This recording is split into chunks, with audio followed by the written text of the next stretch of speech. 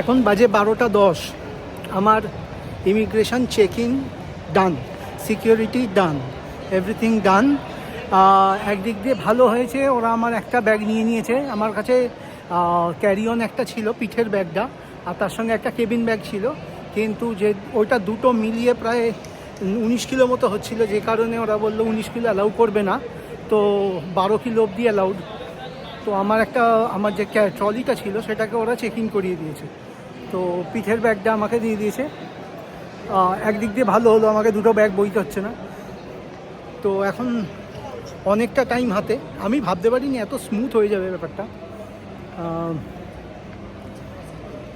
Total মনে হয় ব্যাপারটা 10-12 মিনিটও হয়ে গেল, কারণ এখন পুরো এয়ারপোর্ট খালি।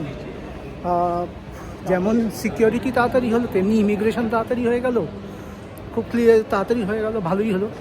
এখন একটু এদিক ওদিক দেখছি, ঘুরছি, ইচ্ছা আছে একটু লাউঞ্জের দিকে যাব, দেখি কোন দিকে লাউঞ্জটা।